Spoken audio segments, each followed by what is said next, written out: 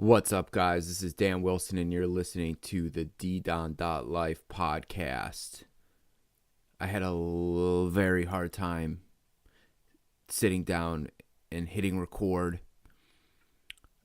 I don't know why. I've been battling this thing lately where all the drive and creativity is just not there. Although I have many good ideas, I guess the way I should put it is the resistance has been strong to hit record. The resistance to hit record has been very strong, and I've talked about this before, but oftentimes I'll have really good ideas and ideas that I want to say, and that would be a great podcast, or I know exactly what I want to talk about.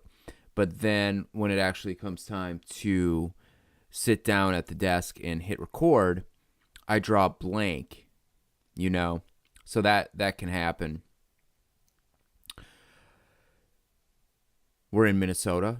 It's been cold for the most part. The past week has been sort of nice, though. It's been a good opportunity to fire up the sauna.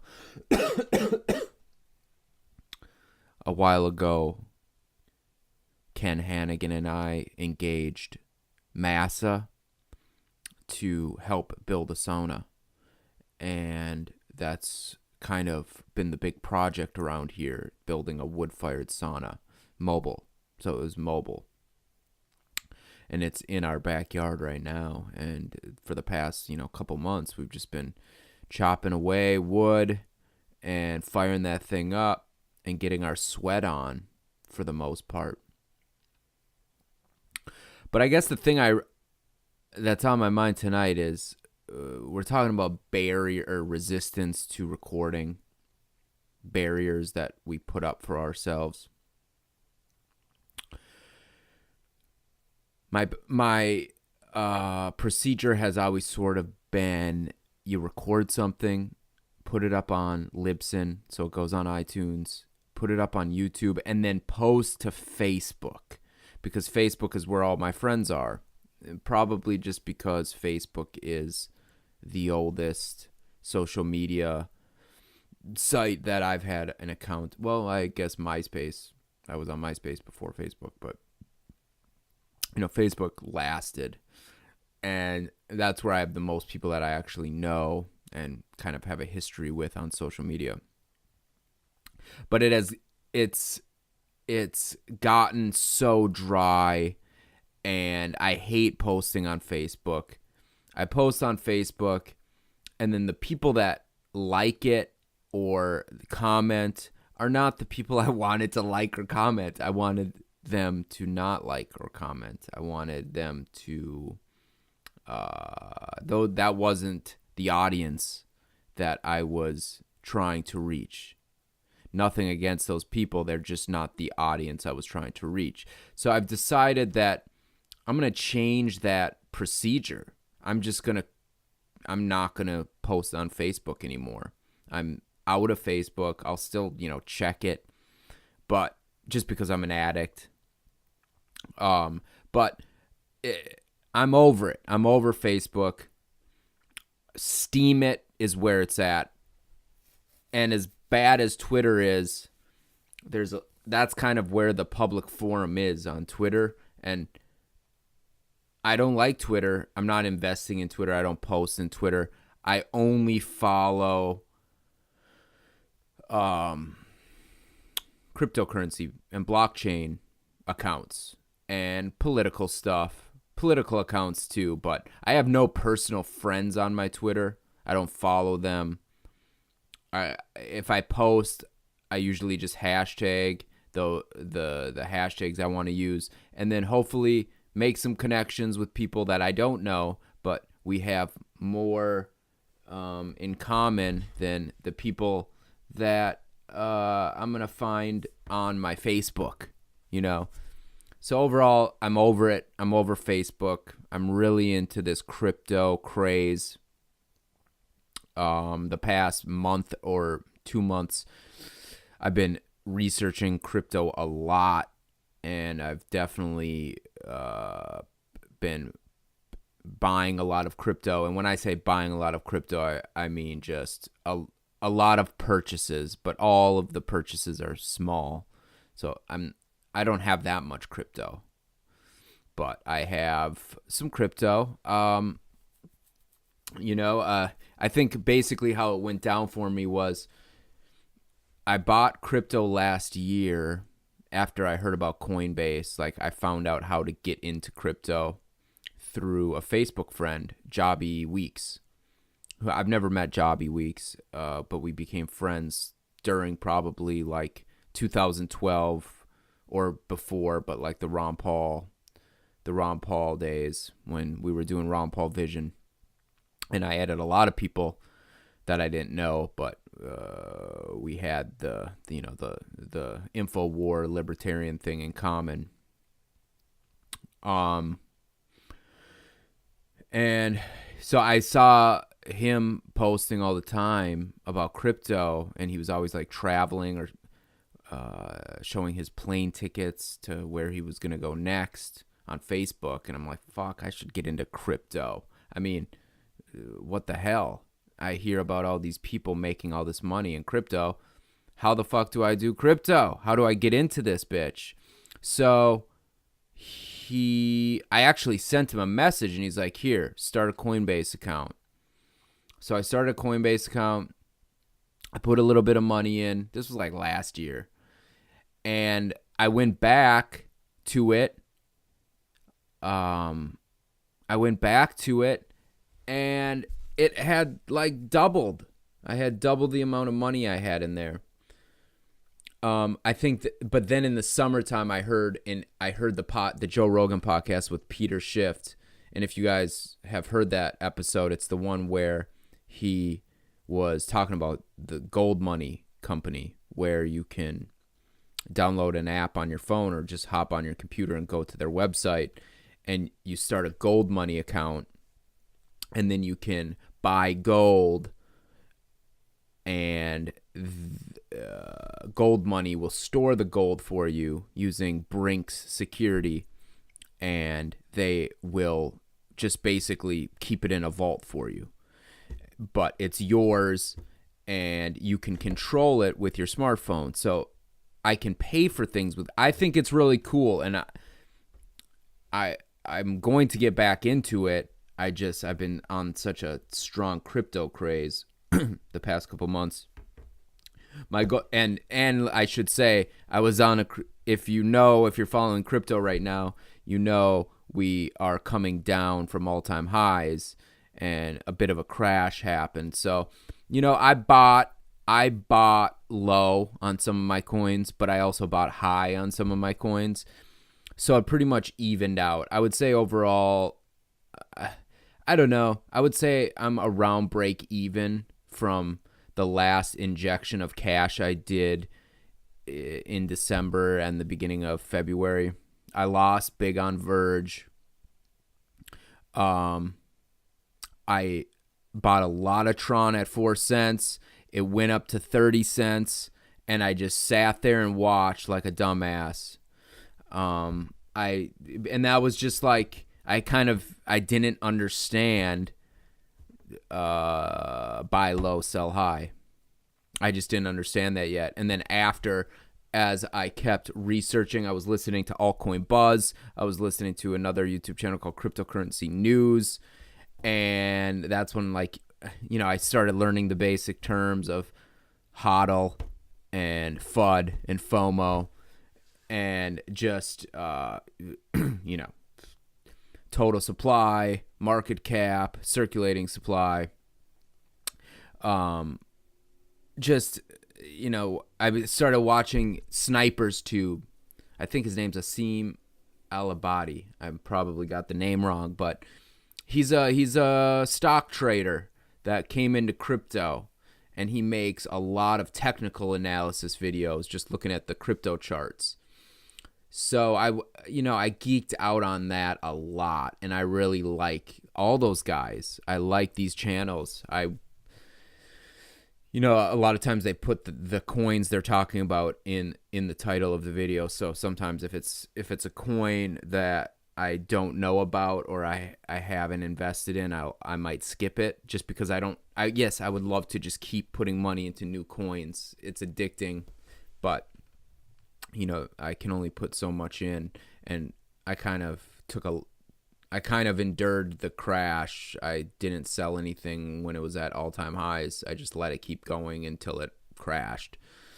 So I have a better perspective now. I'm patient. I'm hodling my Tron. I got Neblio. I got Substratum.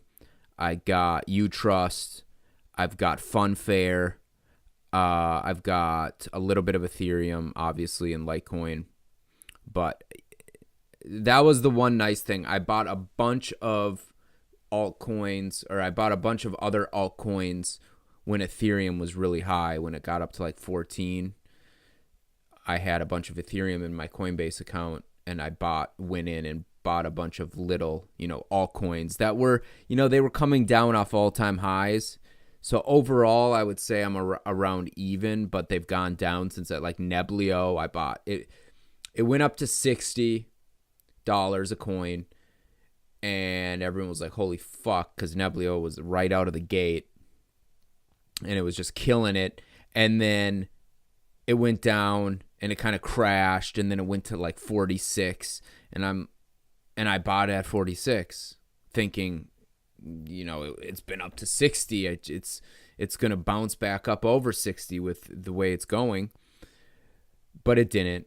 I think it's at like 20 something right now, and it's been down. It got pretty low, and it's been staying down there. Same with Substratum, same with Neblio. I think I have like $10 worth of Pack coin because I didn't really understand how to use Cryptopia, so I had a little bit of Bitcoin left, and I just picked up some Pack coin for fun. Let's see what else. Electronium. I love Electronium. I kind of put everything else is in my my exchange, my Binance account, but except Electronium. Well, because you can't get it.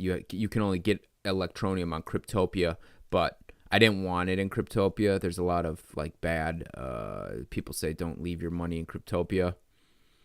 So I put it into my Electronium wallet, and I'm not gonna touch it.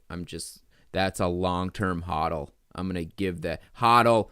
If you're new to crypto, someone, I think it was on Twitter or maybe Reddit or some shit, someone meant to say hold. They're going to hold their coin, HOLD, but they accidentally put the D before the L, and hashtag hodl.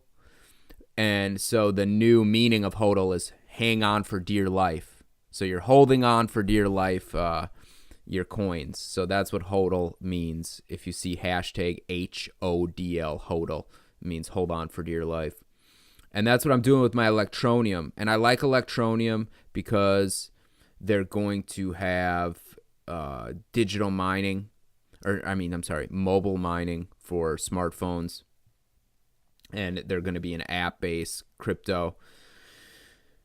So, I'm by no means, I'm so new to crypto, but in the past month or two, I've just, dove headfirst into it.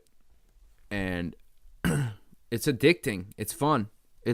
I really like it. I don't know what the end game is, what it's going to look like in this, if crypto were to completely take over, which by no means it is right now. It's definitely kind of in a stagnant, or a static just state. It's moving sideways. It's not really going up or down. So we're just waiting for some big billions of dollars to come in. We want to get up to that $1 trillion market cap. And if it does, like I would love to sell, and I would love to get some gold money. I would love to get some gold because gold money's cool. Because it's gold, you have your account. It's based on gold, but you can send it to people, phone to phone. Like I could send you a gram of gold. Like for instance, I'm going on this road trip here in a couple days, and I'm gonna be with friends. And whenever you're with friends, one friend's like covering the dinner bill, so you'll pay him back, or who's going to put the hotel on their card and then I'll pay you. We're all, you know what I'm saying? So there's all these opportunities where we don't have cash and we don't necessarily want to use cash because, we like using other things. We like using crypto or gold. I like the idea that I can pay my friends with gold, but I don't actually have to give them gold. I can just type I can type an amount in dollars. I can say, can I pay you $100 in gold, Ken? And you pick up, pick up the hotel room for this night, and I'll pay you in gold. I think that's cool. I think that's really cool, and I would like to use it, but I also like crypto. It's just fun, It is fun. I suggest getting into it because the more people that get into it, the more, hopefully, utility that will be developed. Because we want the utility. It is cool if they can achieve what they set out to achieve originally, and that's bankless money storage and peer-to-peer transfer of money without a bank, with low fees and quickly. And there's a lot of altcoins that can do it, but we got a long way to go before. The main thing is we need one big corporation to accept crypto. That's what I'm seeing so far. And like I said, I'm not trying to talk as an expert. I don't know shit about Bitcoin, and none of this is financial advice. That's for goddamn sure. But as soon as PayPal, if you could pay on Amazon with crypto, Ethereum or Bitcoin, I don't think it would be Bitcoin because there's so many big fees with Bitcoin.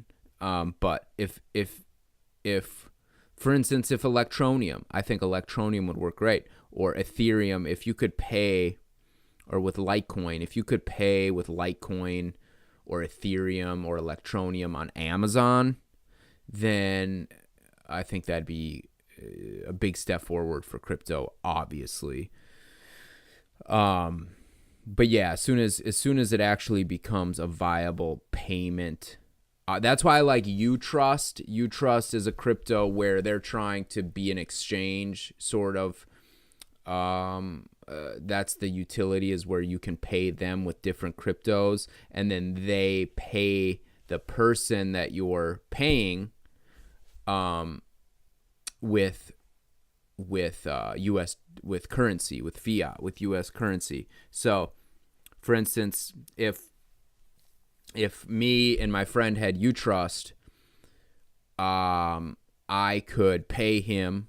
Let's say I only have Ethereum. I don't have any dollars in my bank account. But Ken, my friend, wants dollars. He doesn't want cryptocurrency. He only wants dollars. So I would pay him through Utrust, and I would probably use the Utrust token or coin. I don't know if it's a coin or a token. You would use the coin, Utrust coin, because that would be the lowest fee, I assume. And then Utrust would exchange that for US dollars, and then they would pay Ken in US dollars. So it would send Ken dollars, or you could use Utrust. I could send him Ethereum, and he could take Ethereum if he wanted. So they're just basically trying to be able to pay people out with dollars or cryptocurrency. So I think Utrust is really cool. I think you should check it out. Go to CoinMarketCap and check out Utrust. It's just UTRUST. I like Utrust. I got into Substratium just because of, and I don't fully understand. I need to have better understanding of some of these projects, but just the end goal of what they're trying to do seems really cool. Substratium is trying to get internet throughout the world, even in places where they have really strict censorship and places where they don't have so much internet. Substratium is trying to get internet into those places. But that's kind of a little bit of a crypto rant. I think I'm gonna put this on Steemit. I'm gonna Facebook can fuck off. I would like to meet with I'd like to meet people that are like-minded. I don't want to just keep posting my podcasts on Facebook and then all these people from my past. It's like, I'm trying to make a podcast because I want to have a message and I want to communicate a very specific thing and I want to reach a very specific audience. But what ends up happening is I record a podcast, and first of all, I don't speak freely when I know I'm going to be posting on something like Facebook, because the people that are going to end up clicking on it, they're not my audience. They're not my intended audience. They're people that know me personally, and they're just like, oh, what kind of crazy shit is Dan saying now? And that's why they click on it, I think. And, that's not everybody. There's enough of it where, like when I'm talking about UFOs or conspiracy or anything, I don't give a shit what people that don't know me think about it. There's so many voices in the world that every podcast goes in one ear. Maybe someone will pay attention to it or give it some thought for, a day or two. But then new content. There's new content constantly hitting people's ears every single day. So I just want to be part of that flow. I just want to put out content, and I want to I'm not trying to, educate anyone. I'm not trying to teach anyone anything.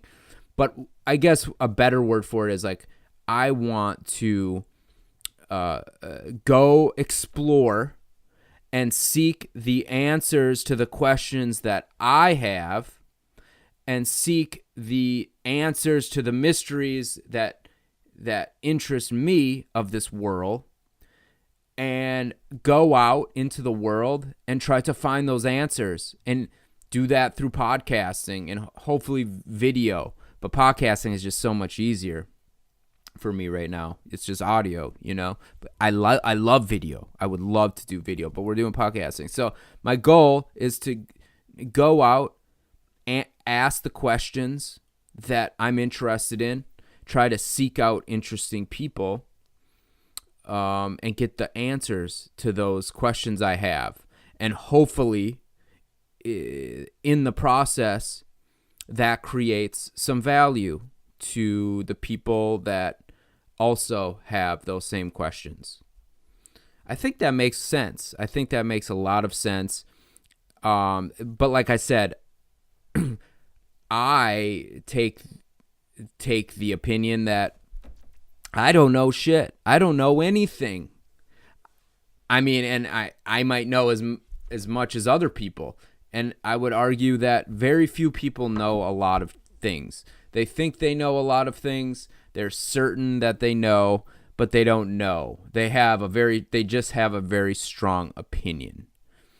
And I like very strong opinions. I entertain very strong opinions, but I would just say that I've realized that, I'm just some dude that grew up in Minneapolis, Minnesota, and I fucking spent a lot of time inside because a lot of time it's very cold here, and my brain has been saturated by the light and sound waves coming in through the television most of my life, and then until the internet came along, which was great because it was the same thing, only I got to choose what topic I researched. So before, when I only had, I don't know how many cable stations there were growing up, but let's just say it was under 100 when I was like in middle school. You know, there wasn't that many cable options for me, and they played what they played, and it was on when it was on, and if I wanted to see it, I had to tape it. And those days were good. I had fun those days. I used to love those shows, like especially Nick at Night. Those old shows, I loved those shows. And Nickelodeon, I loved those shows. But then the internet came along, and YouTube, most importantly, came along, and you know that's when you went down all the rabbit holes. And I know a lot of people that did, and those are like the people that I really connect with. Like, the people I really connect with are the people that have gone down all kinds of different rabbit holes. And it's just like, you know, I don't know if any of that shit's true. I think it's not true is absolute true, and that's very difficult to figure out and be certain of. I think there's just different levels of probability. That's how I see it. So, and that's just how I see it. And I could be fucking so wrong. There might be no truth. I think there is truth, though. I think there is such a thing as truth, and there's reality. Even though a lot of times what we think is reality and truth is not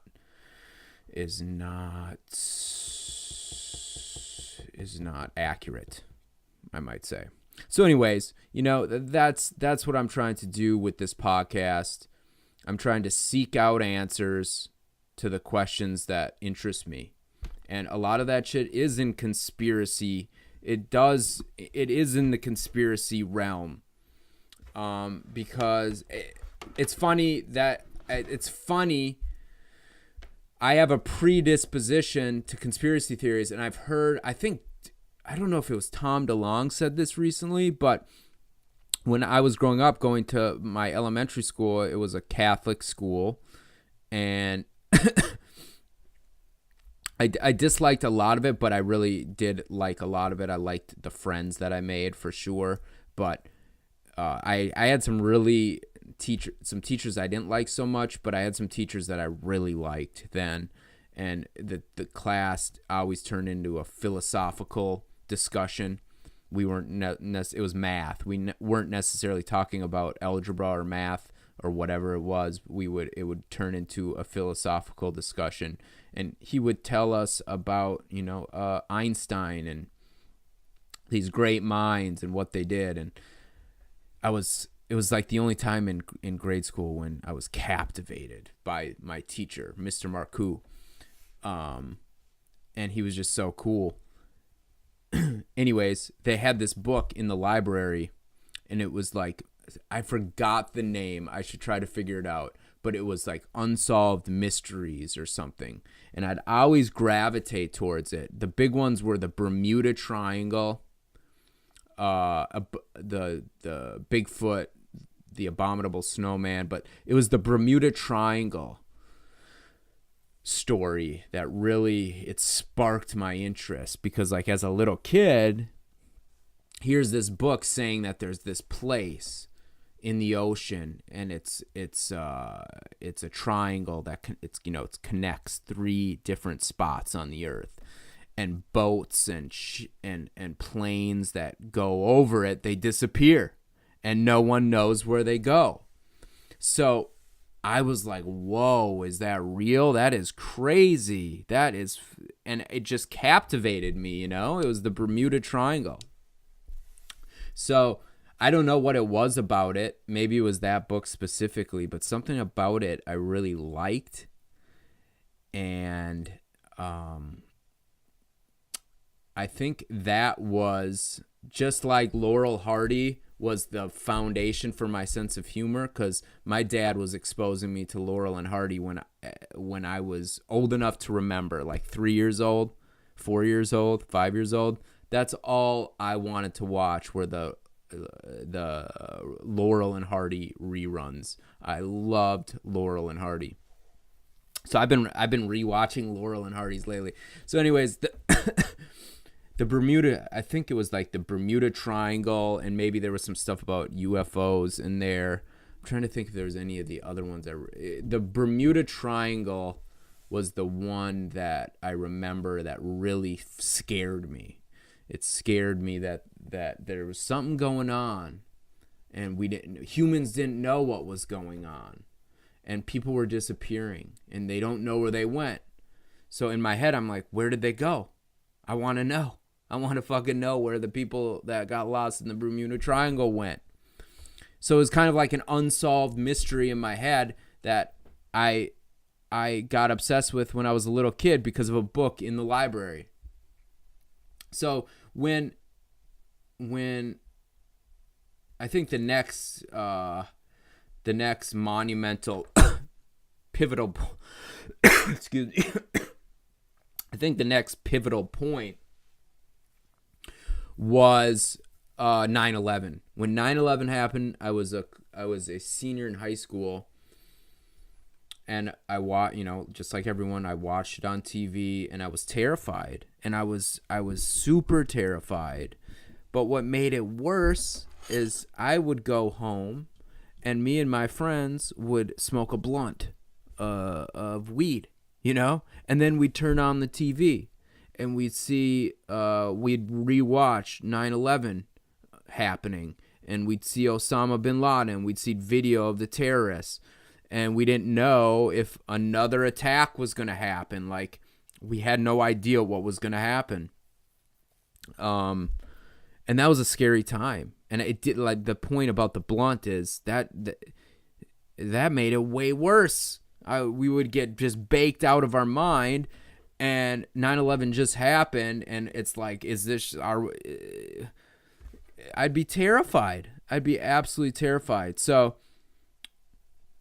obviously it stuck with me until college, a few years later, and then that's kind of when YouTube came out, and 9/11 was still fresh enough. It was only a couple years old, and it was just so, you guys know, it was so crazy that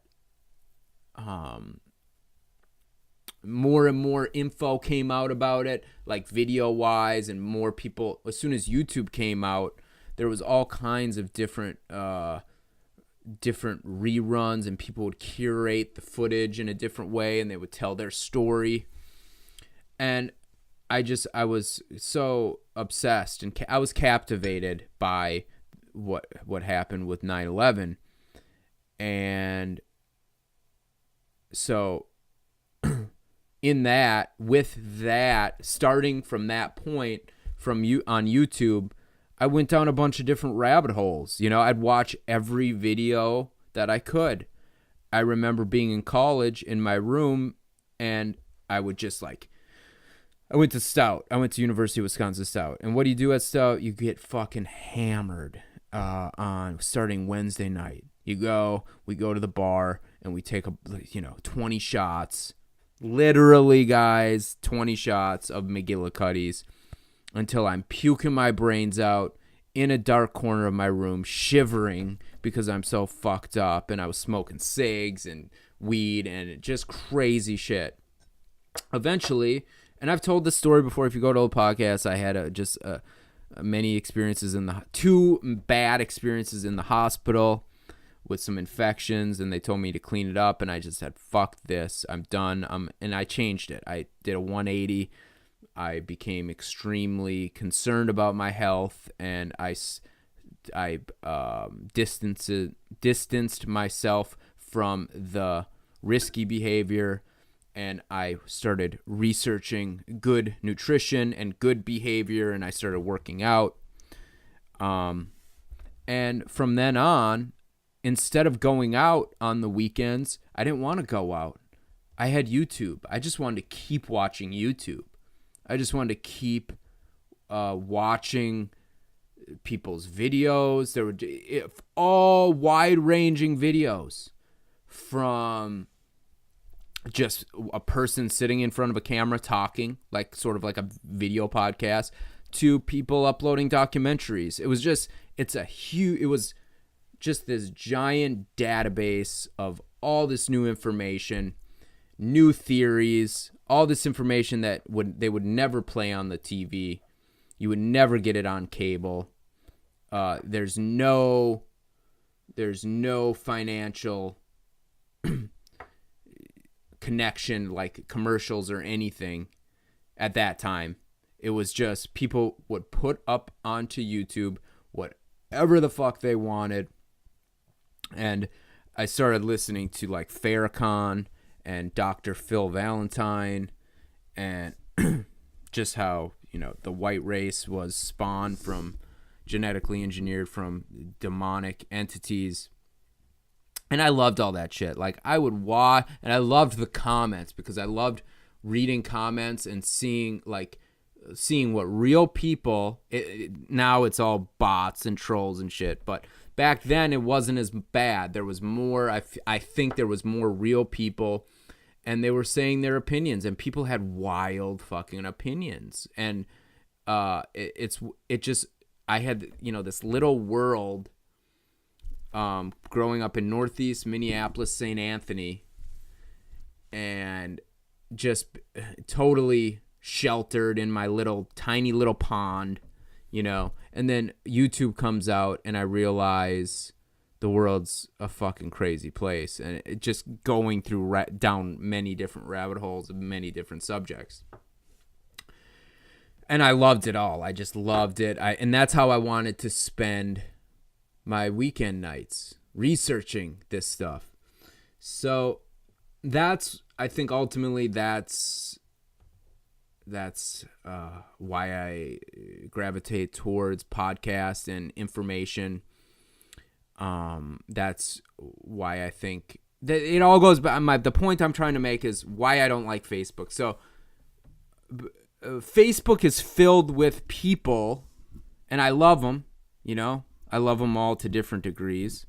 Some I love greatly, some I barely know, or I don't know at all. But it's not the audience, These are people that knew me from growing up far before my wake up.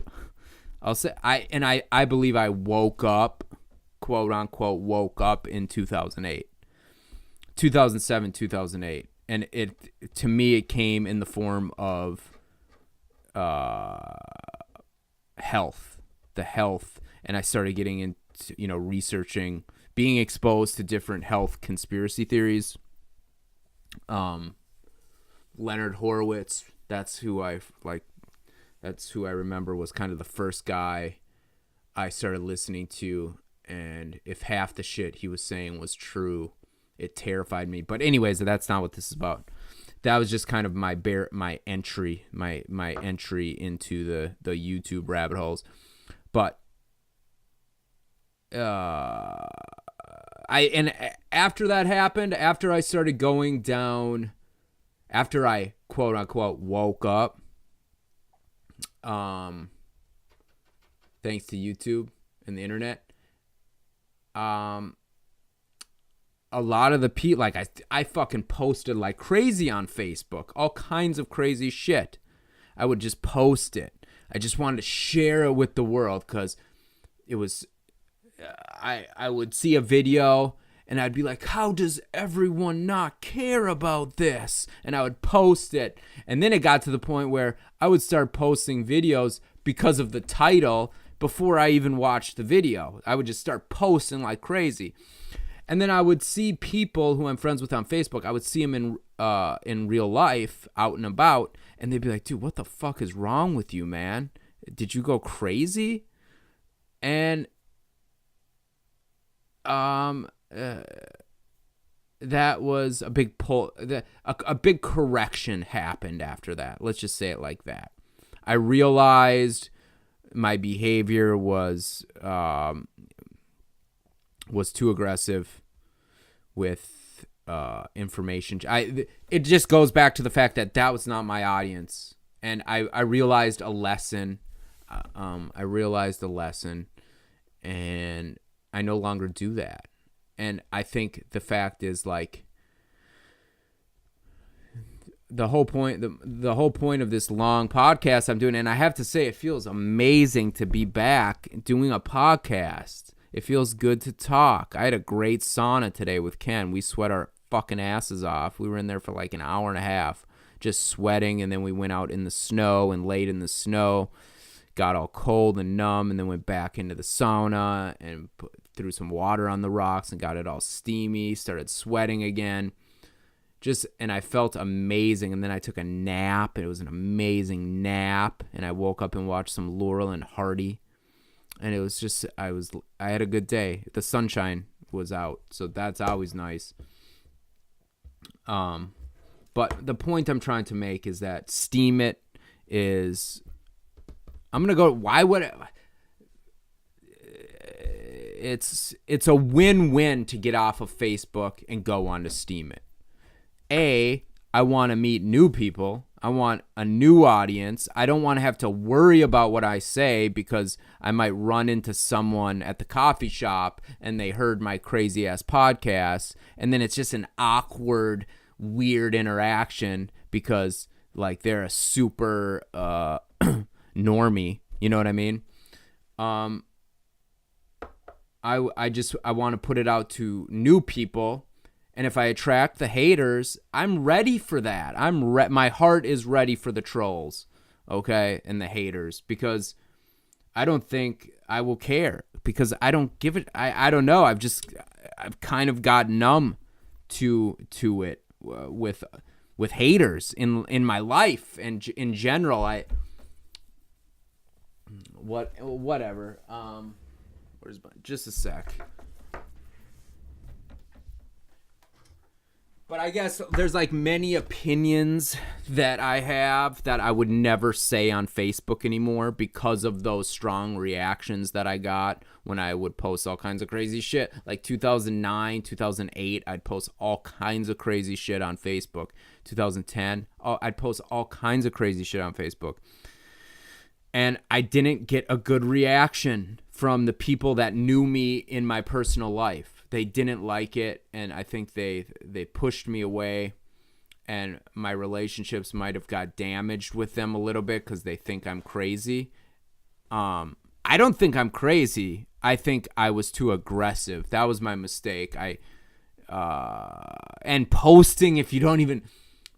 I mean, posting on Facebook to be like super political, I think is dumb anyways, not looking back on it. But I want to have a podcast where I can say whatever the fuck I want. I have numerous reasons why I censor myself now. One of them is the fact that my protocol has been to put it on Facebook, where I know people in my personal life are going to see it, and that might affect me in an uncomfortable way. I just want to get coffee, all right? I just want to get coffee. I might want to go out to a restaurant with my friend, but I run into some person that I'm friends with on Facebook, and they heard my podcast, and they heard me talking about ET contact, you know? And it's weird, and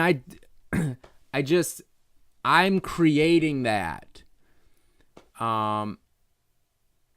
So I feel like Steemit is where it's at. Plus just the whole reward system. Why would I give... If I create content that people find valuable in this proof of brain world we're living in, I want to get some tokens for that. Obviously. Why would I? If I make some shit of value,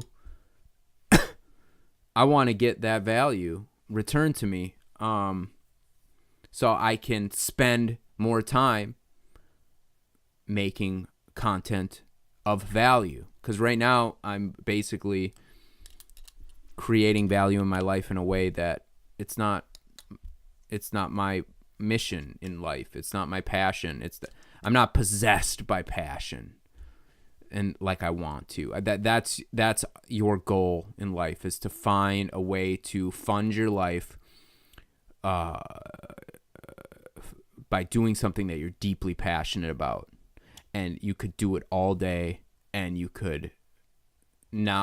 don't look at it like it's work. You look at it like you wouldn't want to be doing anything else. And making funny videos, that's if you ask me what would you do if money wasn't a thing, I'd make videos. I'd make funny content. I'd fuck around. I'd get high and make funny videos with my friends. Try to make people laugh and then watch them and rewatch them and just die laughing. That's what I like doing. Okay? So that's what I would do. But when you're stuck in a job, I'm not going to say I dislike my job. I'm very grateful for my job. But I'm not driven by passion when doing it by any means. There's many other things I'd rather be doing. In between, and not just making funny videos. I could think of several, like even this cryptocurrency thing I've been doing the past 2 months. I've been just obsessed. So, I mean, if I would have got in at a different time and the market went sky high, but I had to I had to lose money. I had to buy at all-time highs, and then it had to crash. So I learned my lesson.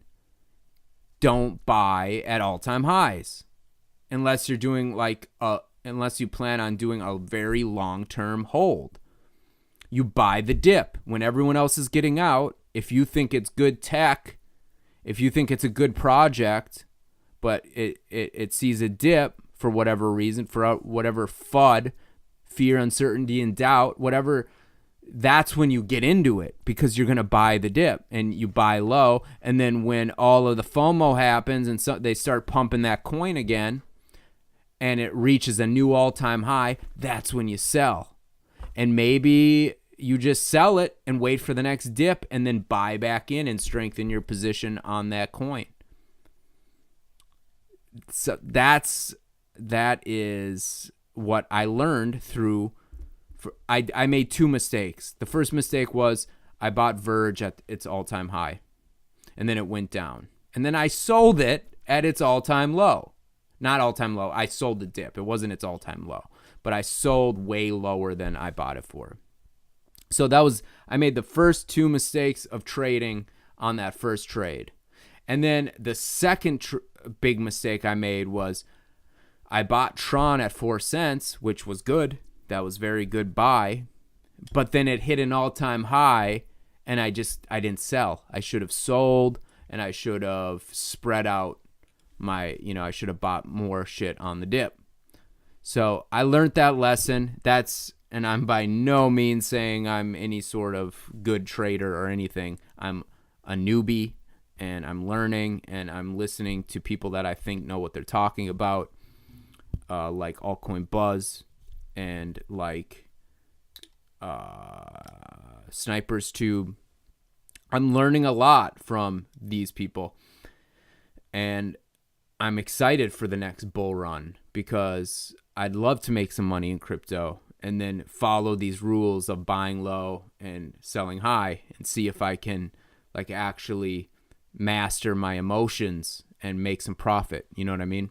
So I'm in the crypto world, in the crypto trading world. Why wouldn't I be in Steemit as well? That's crypto, So I don't know where this whole crypto thing's going, but I'm having fun with it, and I'm going to definitely take my profits if I get them, and I will put them into gold because gold might not have the kind of gains that crypto's having.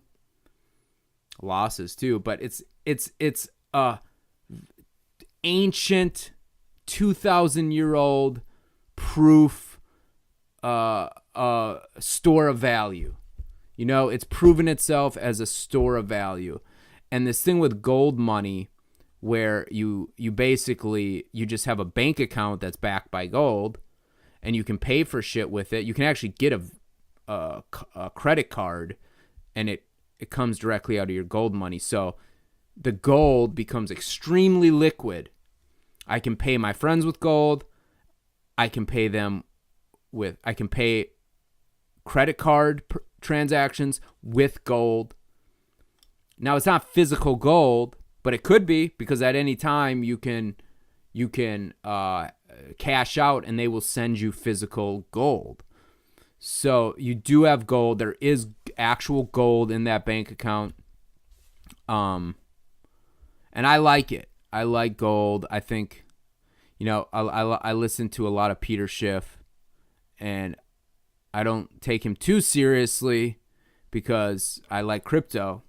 But I hear what he's saying, and I like gold. I've always been a gold bug. As soon as I started buying gold coins, I was like Smeagol in Lord of the Rings with the ring. Like, I love gold, and so I love holding it. I love looking at it. I would put it in a box, and I would, every day I would open the box and look at it, and just, I was obsessed. I had gold fever, and now I have crypto fever.